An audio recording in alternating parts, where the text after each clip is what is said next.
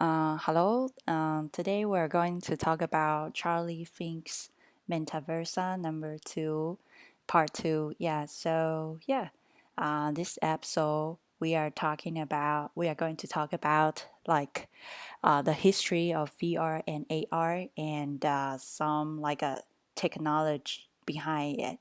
Let's see how Charlie Fink's Metaverse says about more in depth about VR and AR.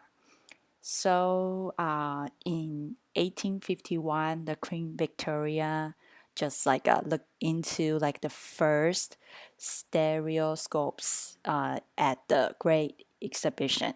Yeah, during that time, it's kind of like a historical exhibition, throughout the country in England. Yeah, in probably like a few hundred years ago. So Great Exhibition is the exhibition that is kind of like a show a lot of most advanced technology in England. And there was a guy, and he invented the first stereoscopes, and which is like through two glasses, and you see a picture and make it illusion, so you will see like a 3D like a effect. Same probably after a few hundred years, after 100 years, and American like a another guy who kind of modify this the first stereoscope and make it to Viewmaster, which you can through two glasses, and you can see different 2D pictures and make this like a 3D effect out of it. So same as VR. VR use the same technology as the stereoscopes.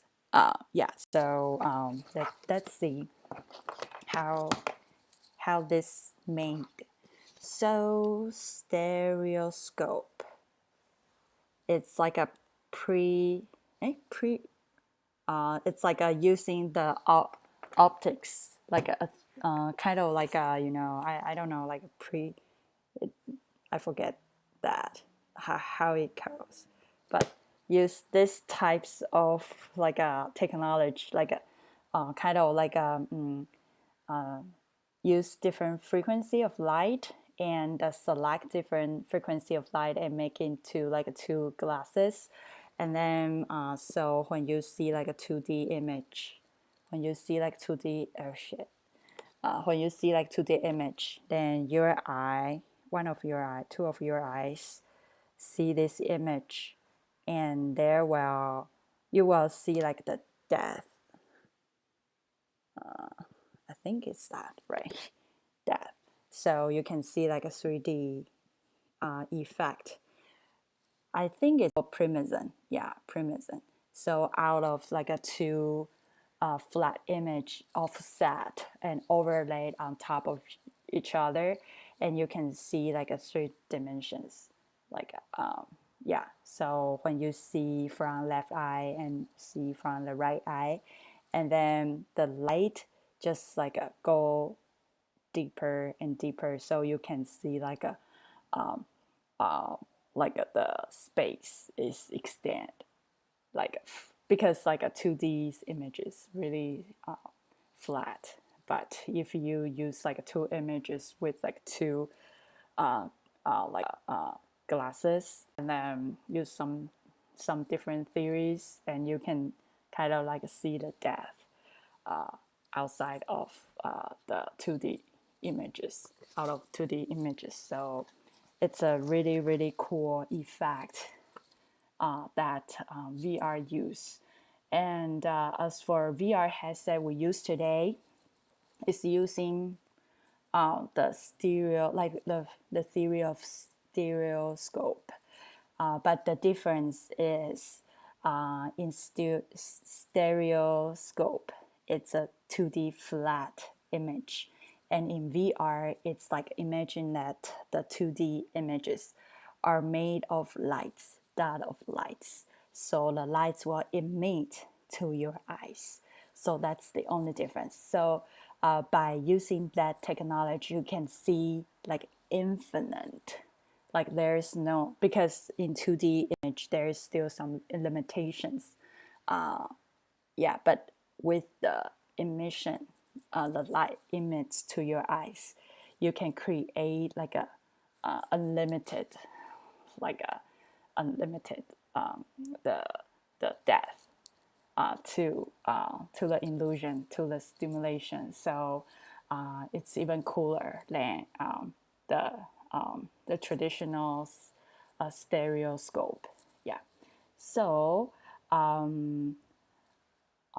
as for like the VR and AR, and it's kind of like use your eye as a reception to receive all the lights, and our eyes contains like 70% of all our body's sensory receptor. Yeah, so that's why VR is so just like use a little like the little device close your eyes, then it can cause enormous immersion. Is because like 70% of like our sensory receptors are in our eyes. So yeah, so it's really cool. And as for VR, the most three important factor is first one is the opticals. So it's the light that determines VR, the three-dimensional virtual world. And the second one, it depends on the the traction. For example, like your eye movement and how the machine, the VR headset track your eye movement. That's the second important thing. The third one is called hips. Let me haptics, which is the touch, how you interact with the VR, the virtual world. So yeah, so VR, like if you wanna kind of create a very immersive environment, first one is opticals. It's the eye, the light, the theory, or the illusion that you create. The second one is how you track like a human's head movement, or like the how you track like the eye movement. And the third one is the touch, how people or how humans interact with this virtual world. So if you can make those three really amazing, and then this, we can call this is a really good like a immersive VR world. Yeah. Okay. So that's the yeah. So as for VR headset, you will see like two lenses are bend and focus light. The lenses focus the light at the infinite focal point instead of right next to your eyes. So as for 2D, it's just like when you see something, it's right next to your eyes. For example, like your 2D stuff. Whoa, is there any cool stuff? Okay, so 2D stuff, for example, like this 2D stuff. When I see this, the focal point is stay on the paper. But when I see VR, the illusion is infinite, so I can see the depth of the whole environment. Yeah. So yeah, the outcome is really different from the 2D papers. Yeah. Okay. Then let's talk about the screen door effect.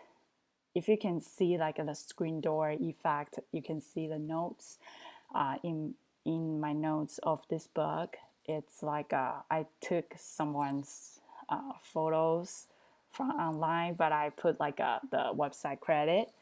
on it. So you can see like screen door effect. It's like a lot of lines, right, on top of an image. You can see on TV or on projectors. The theory behind it is like you put like a imagine that you kind of enlarge a small picture into a big one, and you use projector to project it, and the lines, different lines. For example, let me show you like what screen. It's like a person, and this is the normal person. This is the screen door effect person. Let me show you. I don't know. It's weird. Okay. Looks okay. So this is screen door effect, and this is the normal picture. Yeah. Okay. So screen door effect is when you see those lines, they are the pixel, the space between pixel and pixel. So you can see like there are not enough pixels to project this image. So there are a lot of space between it and make it lines. So imagine like because in VR, you need to create like a really high resolution picture. However, some projectors or some graphic cards or some device cannot project those dots. For example, if 4K, you need to have like a 4,000 resolutions, right? And if your resolution just 1K, or if your projector just 1K, but your picture is 4K, then your projector, your poor projector, trying to project the whole image, but unfortunately your projector just 1K, but your original picture is 4K, but the results will look like this, because 1K, it's so hard to fill out the whole space for the image, even the image is 4K. So you can project it, and there are a lot of space, empty space between dots and dots. So it becomes like that. So it's called screen door effect. And the screen door effect, it will affect the quality of how you view stuff. Because like right now, there are so many like problems, I would say, because of the limitation of the technology. And right now we have a lot of kind of like a a lot of improvement that need to be done or need to be solved. A lot of problems need to be solved in VR. So people will be more willing to make content out of VR. So screen door effect is one of that, because of your hardware is not good enough, and the picture is 4K, your project is 1K. So when you project the picture, and all the all the low resolution, or like the dots between dots, like the space, you can see like, oh yeah, it's not good enough for VR stuff. So right now, I believe like every year I can see like in VR area, I can see the improvement of all the equipments. So yeah, so I believe in few years this can be solved. Yeah. Okay. So yeah. So okay. So let's talk about FOV. FOV. What's FOV? FOVA. FOVA is like like somewhere in the eyes that like tract like it's somewhere in the eyes that is really important for the visual effect of the thing that you perceive. And FOV is name of a VR headset, which, according to Charlie Fink's definition, it's the first eye tracking VR headset. What's eye tracking VR headset? Let me explain to you. Okay, so this is your eye. This is what you see VR. Okay,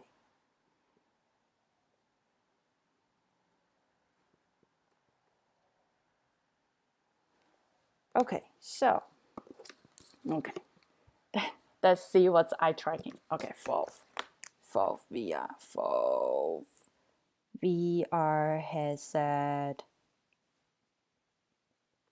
eye tracking.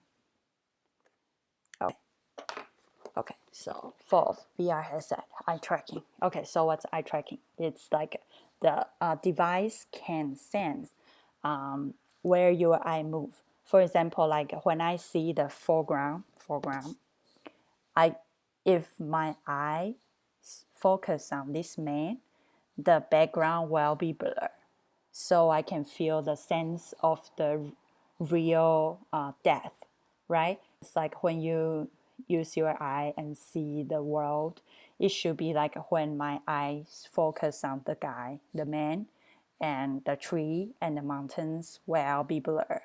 And when I focus on the tree and the man and the mountain will look blurred. So that's eye tracking function. So basically, that is a kind of like a really cool thing because like it can mimic your sense of depth because of this kind of effect, like eye tracking. Like it tracks your eyes like a depth, like where you focus. So they make stuff clear and make everything else blur. So that's like Fove is it's according to the book is the first one who made this. But for me, I feel like since this a really new technology and everyone is learning each other and this I feel like VR is not defined yet and the technology is improving every day, every month, every year. So there will be a lot of the first something's code. So according to this book, Fove is the first one to find the eye tracking.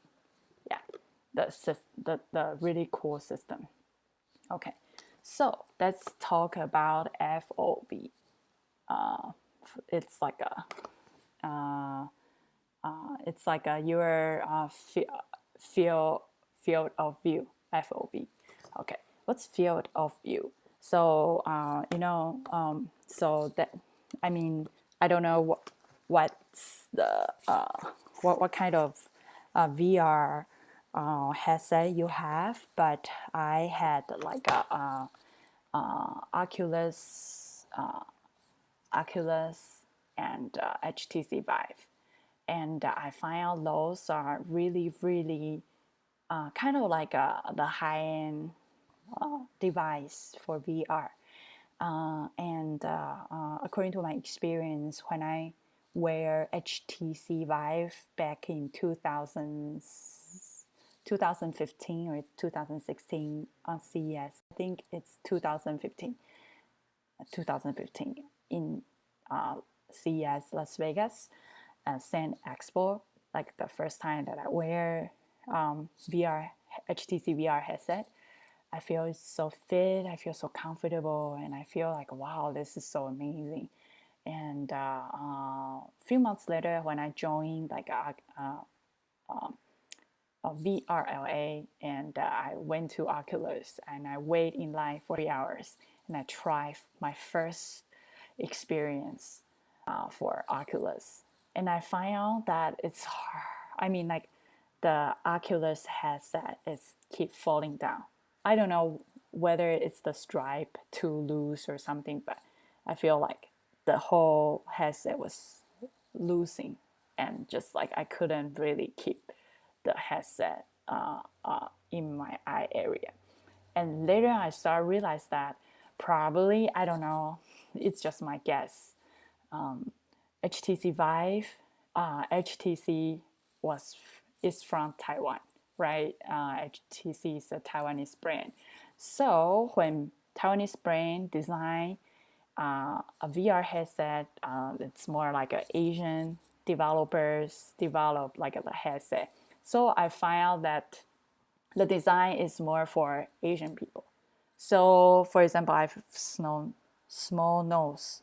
So when I wear like a HTC Vive, I think, I don't know why I can keep the headset stay on this part, but when I wear Oculus Rift, I think Oculus Rift was more like a design original for like Caucasian or white people. So they happen to have bigger nose than Asian people. So when I wear this, since I don't have a big nose or nose to support the the the part, so Oculus, when I wear Oculus, it start falling. So that's my personal explanation. Maybe I was wrong. Maybe during that time I just didn't fasten up the belt on the back. But this is the experience that I had with HTC Vive and Oculus. I always feel like HTC Vive is designed for my face, and Oculus is probably for like a more Caucasian people. So to fit their face. Yeah, because like how can you design a headset which fits all the different races or different types of people, right? Some people has bigger head, some people had like a small nose, some people have big nose, some people like everyone's face is different. How can you design a headset which make customize or make everyone feels good, right? It's hard. So it's just like a little experience that I had with HTC Vive and the Oculus Rift. So yeah, that's just my personal experience. Maybe I was wrong, but that's just me. Yeah. So what's FOV? FOV, it's like when I see things like our eyes, right? We can kind of see like a 200. We can extend. So when I look at the front, actually, like my area is like this. I can see like the whole 200 to 220 degrees of the field of views. But a lot of like a VR headset, they only can let you see like 110 or 120. Yeah, these types of views. So it's a little narrow. It's not imitate our human being, like our visual system. So sometimes we would get uncomfortable or we would get sick just because our technology cannot imitate our physical body. Yeah. So I know like a lot of like year by year, all the hardware is improving, but yeah, let's wait until like all the technology can imitate all our physical system. Yeah. Okay. Name. Oh, what's motion sickness? Motion sickness is a condition which is like a disagreement exists between your visual and your physic and your person. Yeah. Okay. Then let me explain to you, because I remember like yeah, like there are a lot of like examples I encountered with sickness. Yeah. Okay. So my eye see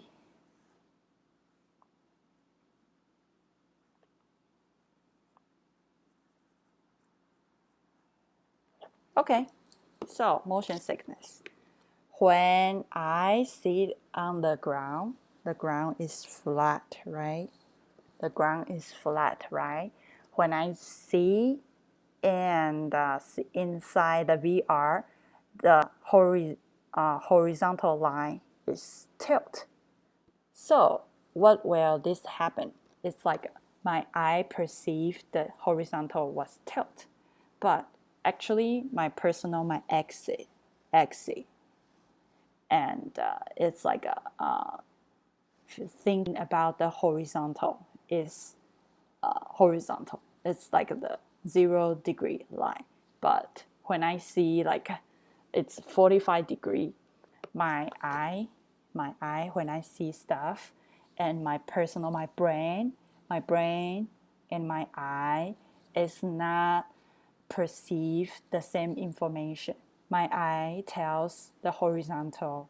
My eyes tell my brain that my horizontal is tilted, but my body tell my brain that I am in a horizontal line. So my body tell my brain horizontal, 0 degree. My eye, when I see through VR goggle, is 45 degrees tilted.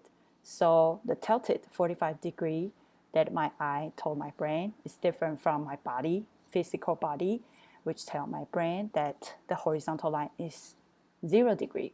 So it's conflict. It's conflict. So that's why you got motion sickness. Yeah. So in order to solve this problem, a long time ago, I went to VRLA. I found out there is a really, I think there are more, but there is a really interesting company called Sixth Sense. What Sixth Sense do is, yeah, it's like a, it's a, they put,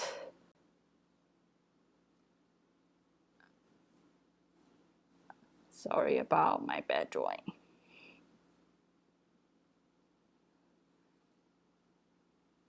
They put sensors on your head.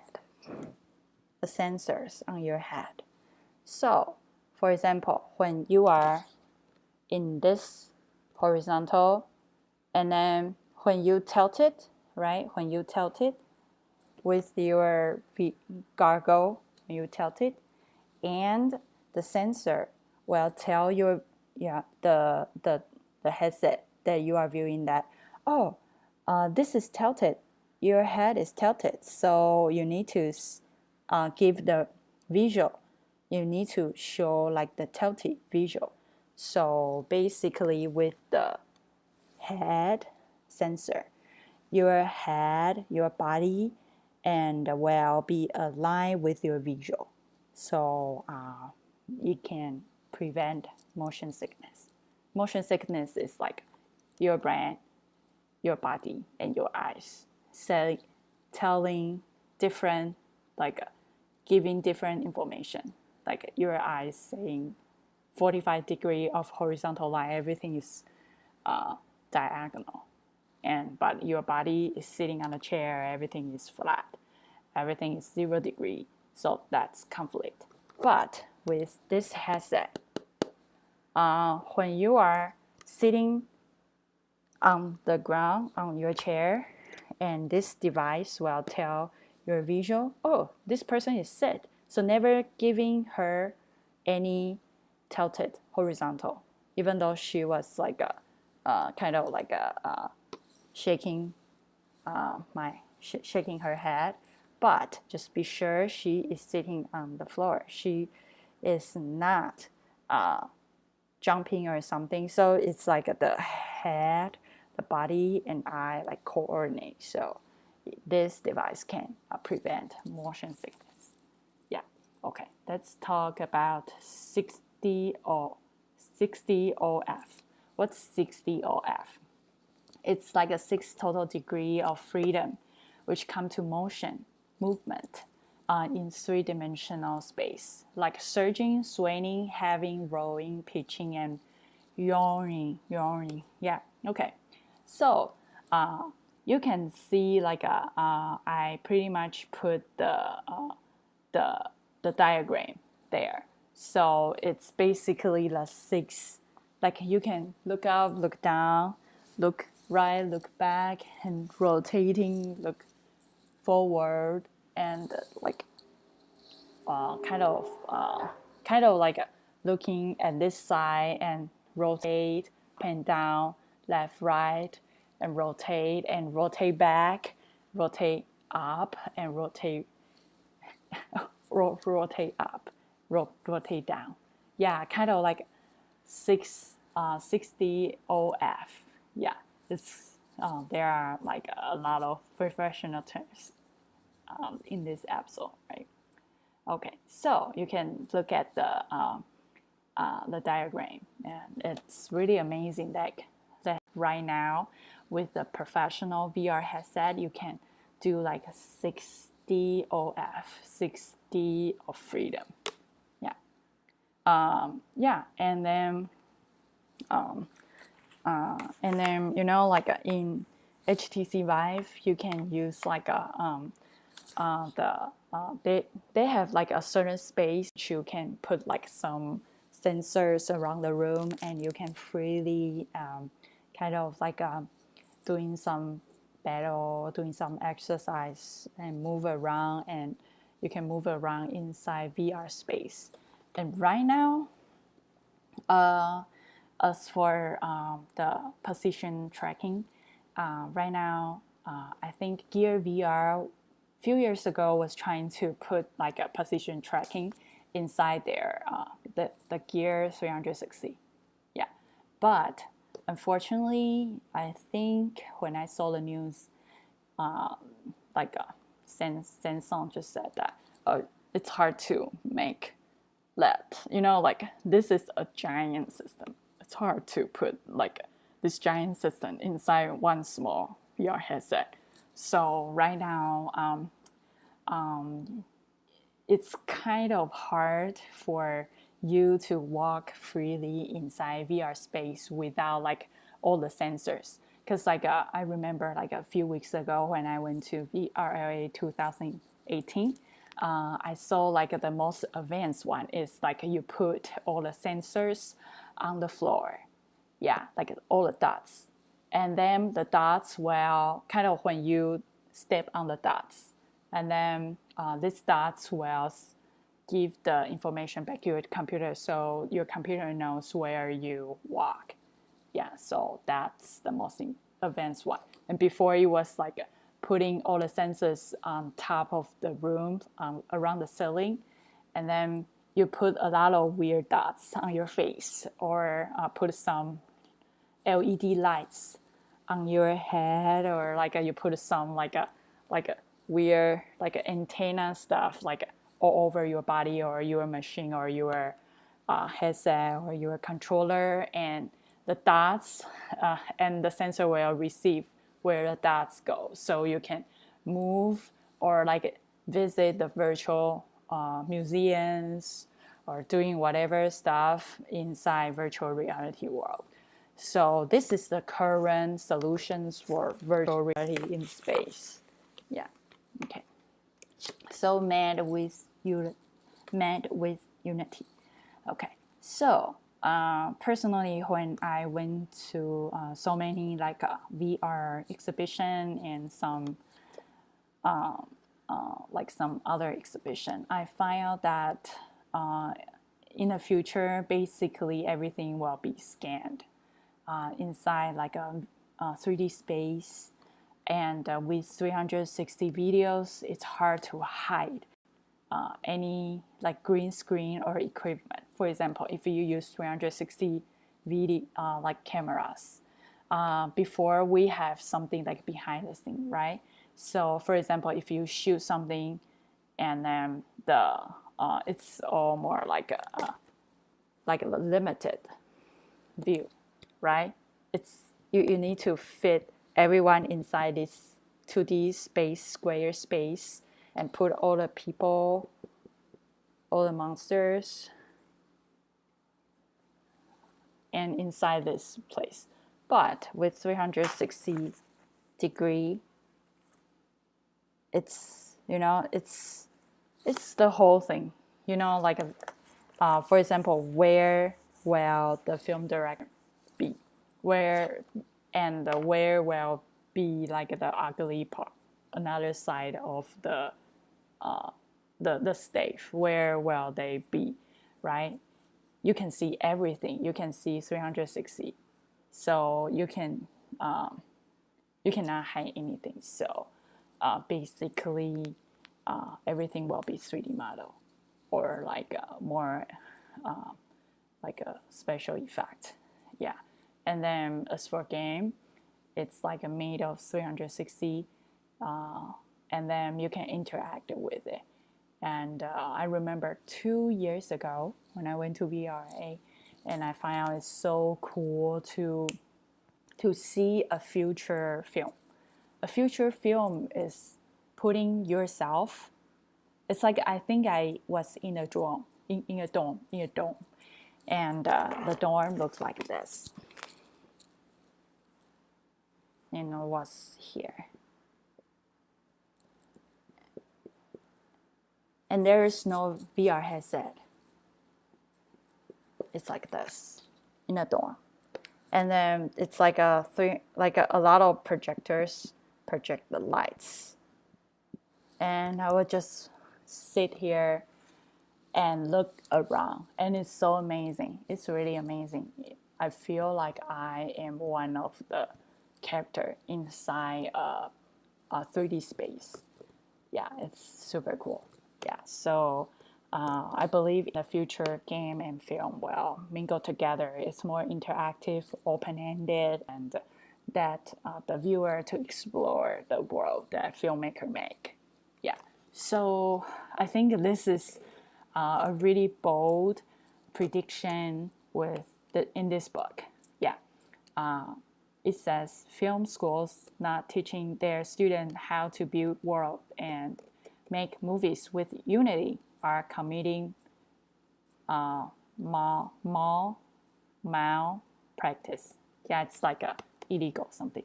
But for me, I think in the future, Unity probably will be like Photoshop today. Yeah, before we think Photoshop, like I think 10 years ago. When I start learning Photoshop, I think Photoshop is so hard to use, a lot of buttons. But right now, I feel like I get used to Photoshop. But Unity I believe, will be the future Photoshop.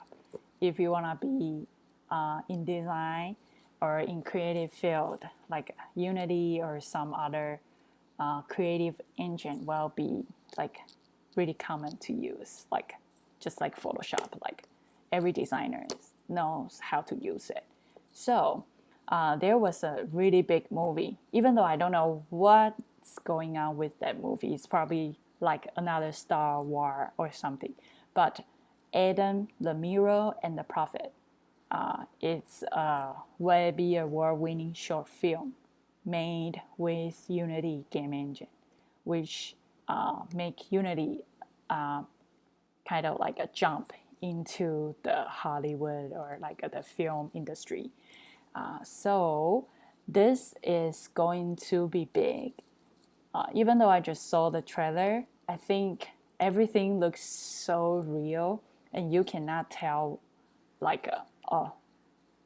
you cannot tell it's using Unity, because Unity, when we think of Unity, we think about the game. But right now, game looks like a movie, right?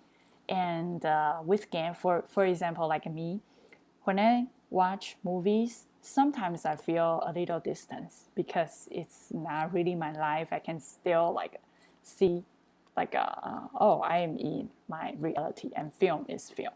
But when I play games, because of the interactive, and it's the first player, and I like to play RPG, so the main character is my projection, and I use joystick to control where this person should go. So I feel more like, oh, I need to take care of this person. So I am super focused when I play games. But when I watch a movie, I feel like it's the third person. I feel like it's more distance. Even though like a lot of films good, but I feel like I am more concentrated when I play games than watching movies. But in the future, if the game and film can combine together, then the viewer audience will feel more immersed inside the film, like you or me or everyone else is really immersed inside that film. So yeah, and then later on, let's talk about haptics. Haptics is the way that we interact with virtual worlds we can now occupy is one of the central questions of VR. Okay, so haptics It's so hard to pronounce, but it's a professional term for touch. Yeah, touch is easier. So how we interact with VR is another new way of VR. Yeah. So before, when we play arcade, like 1980s, we play arcade. Yeah, 1980s we play arcade. Yeah. Then it's like a we use joystick, and then we control the player, like how the player go, where the player go. It's all used like a joysticks. And right now, since VR happening, then it's more like a local motion. For example, like you didn't really walk, but your character is keep walking. It's like a first player. You keep walking. It's more like a local motion. Keep walking, and you can do teleporting. For example, you can in some certain point far away, and you push the button, and you will go to that place. That's teleporting versus walking. Because like before, when we play arcade game, it's more like a character walking through the space. But right now, it's locomotion and teleporting. So yeah, so how can we kind of like deal with this kind of complicated task? Yeah, like an interaction. Like since right now we don't really walk, we teleport. Then how can we solve the problem? Yeah, and before we use joysticks. Right now we have like gloves with a lot of sensors, or like a more suits or some different sensors. So you don't really need to like it's like the technology is more imitate our natural body systems. So we will feel like more immersive, more has like a more natural experience about the VR, the virtual world. Yeah. So yeah. So right now, yeah. So today we talked about the history of VR headset from stereoscopes, and to like what's like the current problem. For example, like a screen door effect, like the pixel is not, the projector's pixel is not good enough to present like the VR, the world of VR. And then the motion sickness, like your eye and your brain is not coordinate well, so you create some motion sickness. And field of field of view, field of field of view, like our eye can see basically 220 field of view, but right now, like the current VR headset is like a 110.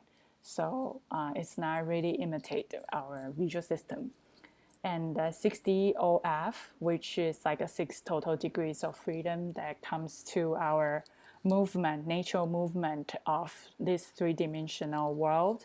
Right now, VR is trying to make everything happen, and made with Unity. The first movie called Adam, the Mirror, and the Prophet is kind of like the pioneer movies made with Unity. Is going to disrupt, or this is going to change the production company or the movie industry. Yeah. And yeah, so yeah, if you have any questions or any feedbacks or any comments, feel free to leave under. Yeah. And then thank you for watching, and see you next time. Bye bye.